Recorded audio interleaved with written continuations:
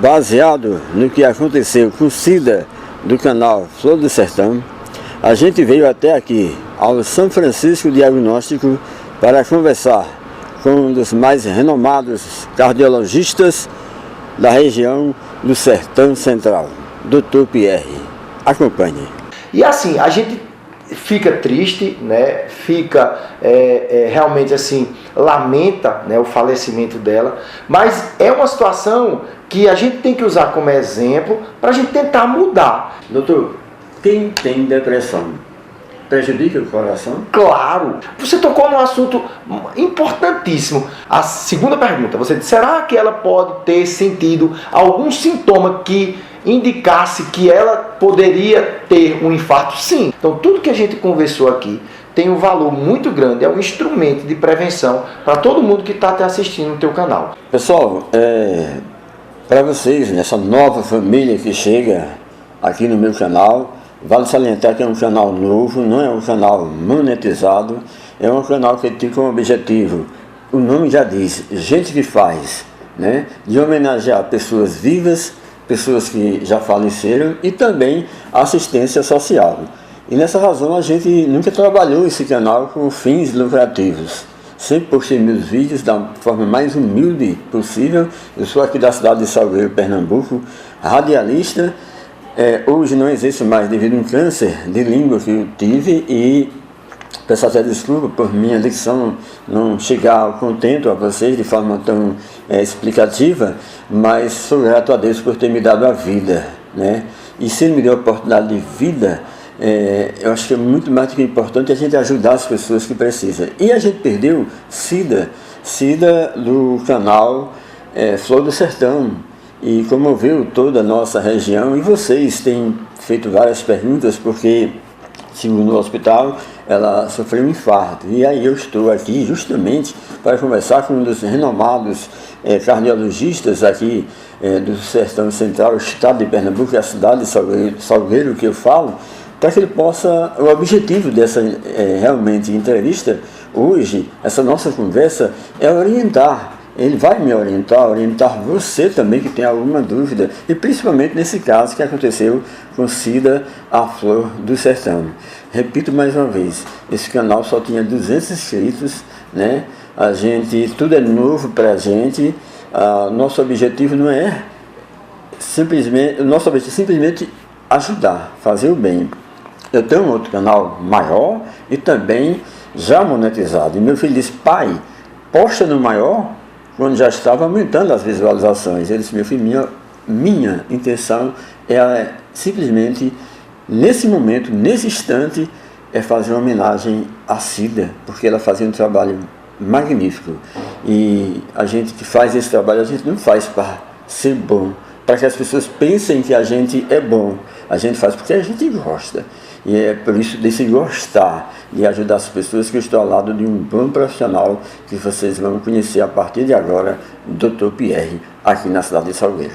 Dr. Pierre, prazer muito grande em receber aqui no seu consultório. Prazer é meu. E eu fico, mesmo diante do momento que a gente está passando de perder uma colega de trabalho do YouTube, a morte dela foi exemplo para que a gente pudesse também seguir ela, evidentemente pelo legado que ela deixou em vida, e através da morte dela para esclarecer algumas coisas, principalmente quando envolvem a máquina humana e o coração, que é muito importante. E o senhor, como médico, gostaria, se possível, explicasse para essa gente nova, esses novos seguidores que chegam do Brasil inteiro, que para mim tudo isso aqui é novo, é novidade, e falasse para a gente o seguinte, o coração da gente é muito importante, e quais os principais fatores, doutor, de risco para as doenças cardíacas? Veja só, agradeço a oportunidade. Acho que a sua atitude é uma atitude louvável, né, porque através da internet a gente pode levar, né, informação, né, às pessoas, e a gente pode salvar muitas vidas, né, através de conversas como essa, onde a gente vai trazer alguns esclarecimentos, algumas informações, algumas dicas que podem fazer a diferença, né, na saúde das pessoas, né? Meu nome é Pierre, né, de Carvalho Gondim, eu sou cardiologista, né, especialista pela Sociedade Brasileira de Cardiologia, com especialização em ergometria e ecocardiografia, né, residência médica em clínica médica, fui formado pela Universidade Federal de Pernambuco. Um pouco aqui da minha apresentação para vocês saberem que quem está falando aqui a vocês é um profissional realmente com especialização no assunto, né, nesse tema, que é um tema muito importante na saúde pública, que são as doenças cardiovasculares, né, o infarto, a angina, o derrame. Por que esse tema é importante? São as doenças que mais matam os seres humanos no mundo inteiro, tá certo? Após os 40 anos de idade, são as doenças mais comuns que levam à morte de nós, seres humanos. E a prevenção é muito importante. A gente consegue uma eficácia muito grande se nós nos prevenirmos. E o que é nos prevenir? É combater os fatores que você mencionou, os fatores de risco, né? Os fatores que levam a gente a infartar. Então, o que leva a gente a infartar? Quais são os fatores de risco e que a gente pode modificar? Por exemplo, a alimentação. Uma alimentação equilibrada, balanceada, rica em frutas, verduras, legumes, cereais, né, carnes brancas, né, com a redução de sal na alimentação, redução de gordura, redução de açúcares, de doces. Isso tem um poder imenso, né, em prevenir o surgimento do infarto. Então, a alimentação equilibrada é um dos primeiros pontos que a gente deve levar em consideração na nossa vida. Exercícios físicos regulares. Hoje considerado a maior ferramenta de prevenção de doenças cardiovasculares que pode existir. É a prática regular de exercício físico, tá certo? Aí tem a questão do abuso do álcool. A gente deve evitar o consumo exagerado de bebida alcoólica. A gente não deve fumar. Quem fuma deve extinguir esse hábito nocivo à saúde que causa muito infarto, muito derrame, tá certo? E não é pouco não, eu uso pouco, eu fumo pouco. Não, é não fumar, tá certo? O peso do corpo é outra coisa importante. A gente tem que ter um peso adequado à nossa estatura, evitar o sobrepeso e a obesidade, que é um fator de risco também para infarto. Quer dizer, eu não estou falando aqui nada de outro planeta. Eu estou falando em alimentação saudável, em exercício físico, em controle do peso do corpo, em evitar o exagero da bebida alcoólica e em fumar. Então, se a maioria das pessoas conseguisse colocar em prática esses cuidados, esses hábitos, a gente teria uma redução quase de 90% dessa incidência de infarto que a gente tem aí. Aí, além disso, tem algumas doenças que podem também funcionar como fatores de risco para infarto, como, por exemplo, a pressão alta, o colesterol alto, o triglicerídeo alto, o diabetes. Então, você deve visitar periodicamente o médico, fazer consultas regulares, que se você fizer essas consultas regulares, você tem como identificar esses fatores, né, a pressão alta, o diabetes, o colesterol alto, através da consulta e de alguns exames, tratar esses fatores, né, e você então conseguir também uma redução do risco de vir a ter um infarto. Então a gente já falou aí uns 9 a 10 fatores que a gente chama de modificáveis que você pode prevenir o infarto através dele. Então tem muita coisa que a gente pode fazer antes de uma pessoa sofrer um infarto. Essa doença que é muito comum e que mata milhões e milhões de pessoas no mundo inteiro, tá certo? Existem alguns fatores que não são modificáveis. Por exemplo, a idade avançada. Os idosos, eles podem sofrer infarto, e esse infarto é decorrente da idade. Mas contra o envelhecimento nós não temos o que fazer, não é isso? Outra coisa também é a história familiar. Então, se você tem uma família que tem pessoas, parentes em primeiro grau, que tem doença no coração, a sua chance de ter é maior do que a população normal. Então, você também tem que procurar um médico antes de todo mundo, a título de prevenção, para ir se cuidando e se prevenindo, e a gente ir te orientando para a gente poder evitar o surgimento do infarto, né? Combatendo aí esses fatores de risco. A Cida Flor do Sertão, o senhor falou agora há pouco sobre a questão do exercício físico. Ela andou filmando, registrando, né, foi o último registro dela em vídeo. Ela andou no total de 18 minutos e 37 segundos indo, retornando, vai dar aí, esse tempo é o suficiente? Não. Essa quantidade de exercício físico é insuficiente para ter uma eficácia na prevenção do infarto. O tempo mínimo, né, que comprovado cientificamente do exercício físico trazer uma proteção cardíaca é pelo menos 30 minutos diários. Pelo menos. Isso é o mínimo. O ideal é a gente aumentar esse tempo de atividade física para pelo menos entre meia hora e 1 hora de atividade física todos os dias. Antigamente a gente dizia que isso tinha que ser feito diariamente. Mas tem pessoas que trabalham em regime de plantão, aquele dia não pode fazer exercício, aí aquele dia o exercício que não foi feito, ela pode no outro dia compensar a falta desse exercício físico. Então hoje em dia a recomendação não é mais diária como antigamente, 30 a 60 minutos por dia. A recomendação hoje é semanal. Então todos os seres humanos devem praticar entre 150 e 300 minutos de atividade física semanal.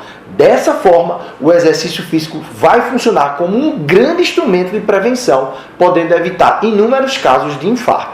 Menos que isso, a gente sabe que tem poder, é bom, é melhor do que não fazer nada, mas assim, para proteção mesmo, como você perguntou, de forma eficaz, o tempo necessário é esse, para se ter uma eficácia na prevenção através do exercício físico. Eu fiquei sabendo que ela tinha pressão arterial alta, elevada, então é importante que as pessoas que têm já a pressão alta, antes de fazer exercício, procurar Sim, claro, muito importante.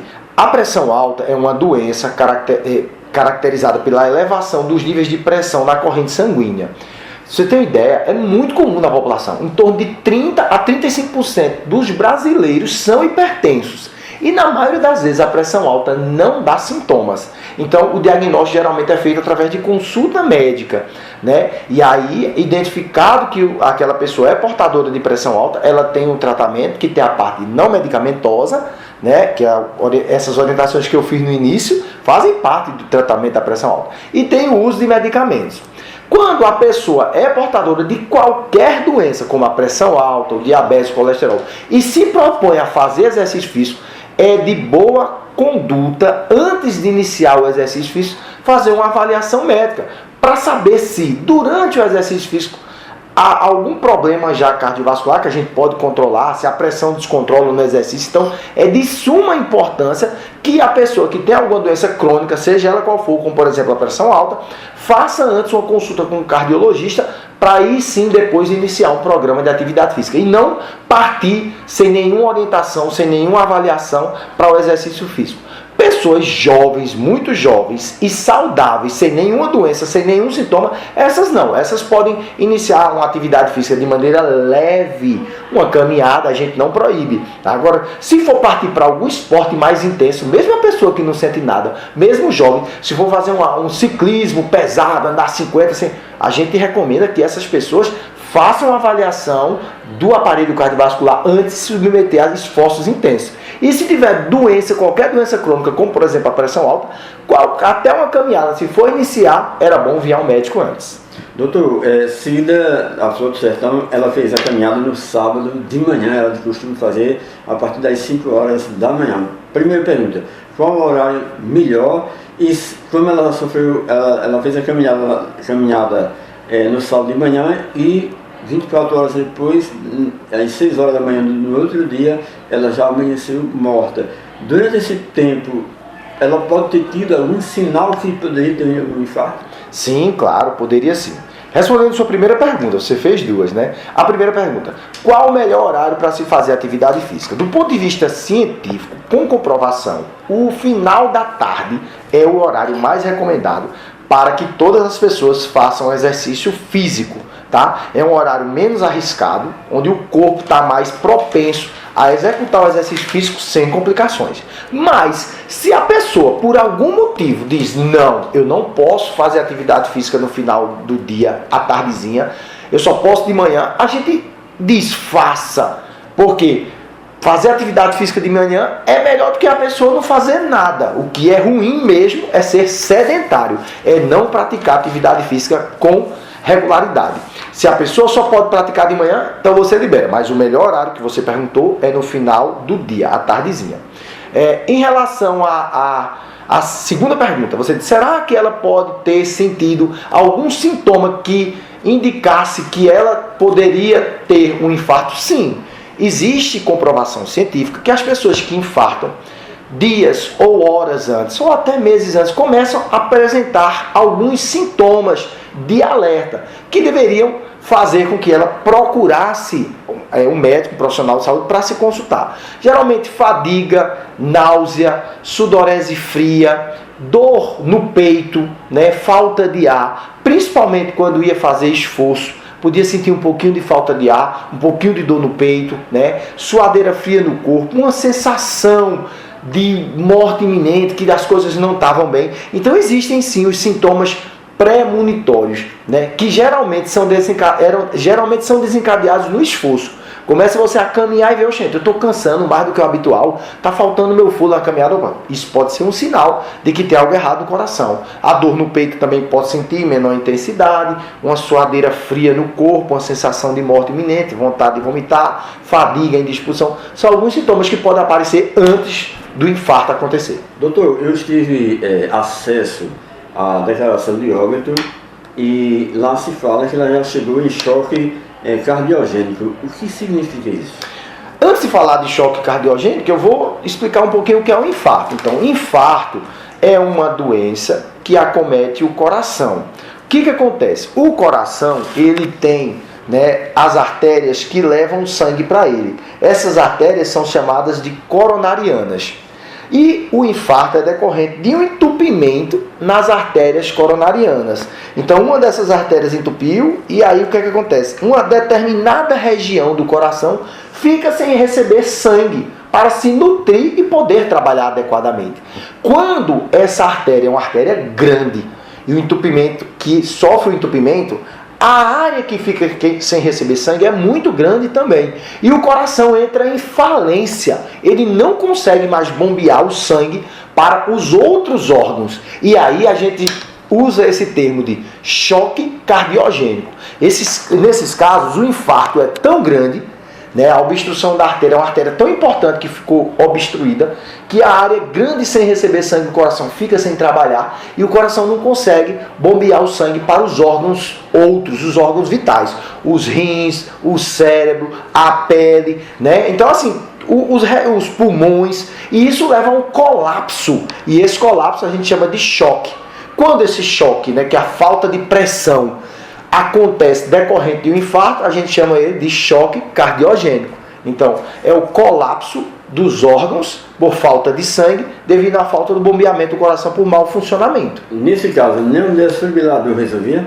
Veja só, o desfibrilador é um dispositivo que a gente usa quando o paciente sofre um infarto e o coração para totalmente de funcionar. No choque cardiogênico, ele ainda não parou de funcionar. Ele está funcionando, mas está funcionando de maneira insuficiente, inadequada. Nesse momento, a gente não desfibrila, a gente só desfibrila quando ele para totalmente de funcionar. A gente pode tentar cardioverter o coração, quer dizer, tentar desfibrilar o coração, dar ondas de choque para ver se o coração volta a funcionar. Mas, claro, tudo passa também pela tentativa de desobstruir a artéria que levou a esse quadro de infarto, choque cardiogênico e parada cardíaca por fibrilação, né? Doutor, se eu respondo também se quiser.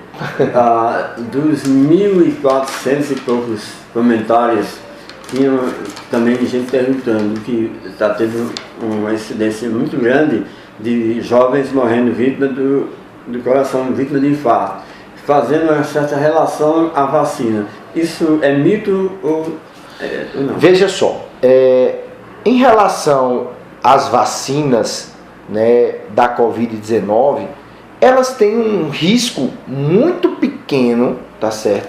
Em relação a aumentar o risco de fenômenos trombóticos, tá? Esse risco é pequeno.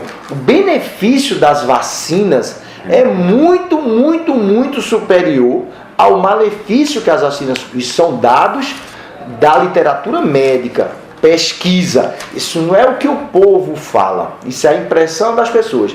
Mas o bem que elas trazem é muito superior aos riscos que ela provoca.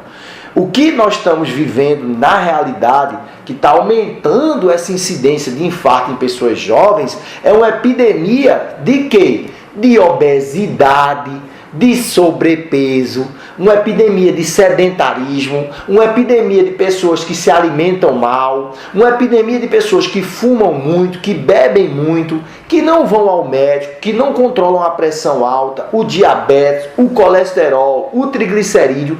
Cada vez mais os jovens estão tendo maus hábitos de vida. E é o que está levando a essa epidemia de infarto e essa redução na idade do acontecimento do infarto. A gente está querendo culpar as vacinas que foram utilizadas no Covid, que foram instrumentos importantes, salvaram muitas vidas. Tem efeitos colaterais?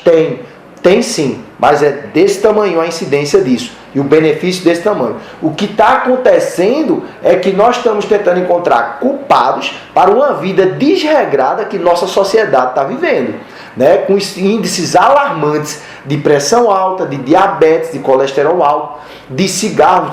O cigarro estava em queda, o convencional. Aí criaram agora o cigarro eletrônico. Aí todo jovem hoje está fumando. Tem a questão do jovem também dos anabolizantes. Hoje as pessoas muito preocupadas com a estética, um uso indiscriminado de hormônios anabolizantes para ficarem fortes, está prejudicando o aparelho cardiovascular, né? Aumentou a incidência de uso de bebida alcoólica, né? A obesidade, a falta de exercício, os jogos eletrônicos, o celular, o computador. Hoje as pessoas não saem de casa para se exercitar, estão cada vez mais sedentárias. Então, eu acho que tem muitas coisas mais importantes que têm levam um risco aumentado de infarto do que isso aí que a gente está discutindo. Inclusive o paciente cardíaco, que é cardiopata já, que, por exemplo, sofreu um infarto e conseguiu sobreviver, mas ficou sequelado, a gente recomenda usar vacina de gripe, vacina de Covid, a gente usa no cardiopata, porque, como eu volto a dizer, o benefício é maior do que o malefício. Doutor, quem tem depressão prejudica o coração? Claro, o estresse, tanto o estresse agudo quanto o estresse crônico, é um fator de risco para infarto. A ansiedade é outro fator de risco importante e muito, muito comum hoje. Você tocou num assunto importantíssimo. Vivemos uma epidemia de estresse, ansiedade e depressão na sociedade moderna, fruto das cobranças do mundo moderno. E isso tem aumentado também a incidência de infarto. É um fator de risco também que a gente não tinha comentado e você lembrou muito bem. Doutor, muito obrigado em nome dessas pessoas, né?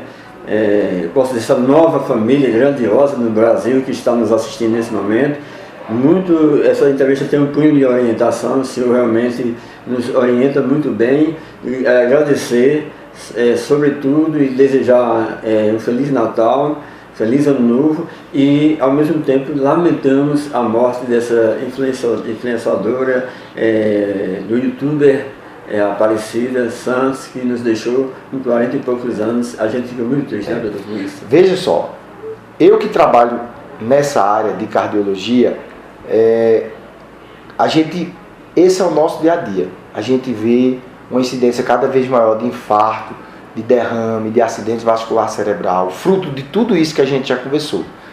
Volto a dizer a vocês, são as doenças que mais matam os seres humanos no mundo inteiro. Então, quando vocês, né, uma pessoa querida ou conhecida, né, como é o caso em questão, ela sofre, isso gera um impacto. E assim, a gente fica triste, né, fica realmente assim, lamenta, né, o falecimento dela, mas é uma situação que a gente tem que usar como exemplo para a gente tentar mudar. E a gente hoje está aqui com um dos maiores instrumentos que tem para a gente tentar prevenir que outros casos como esse, que são muito comuns, aconteçam no nosso dia a dia. Através do quê? Da informação. Então, tudo que a gente conversou aqui tem um valor muito grande, é um instrumento de prevenção para todo mundo que está assistindo no teu canal. Então, eu aceitei, né, de maneira gratuita, conversar contigo, porque eu sei que esse instrumento, a informação, a internet, é um instrumento muito valioso e a gente pode salvar muitas vidas se as pessoas levarem a sério e entenderem a mensagem que a gente fez através das informações que nós trouxemos hoje, tá bom? Muito obrigado, doutor. De nada. Deus abençoe. Precisando, à disposição.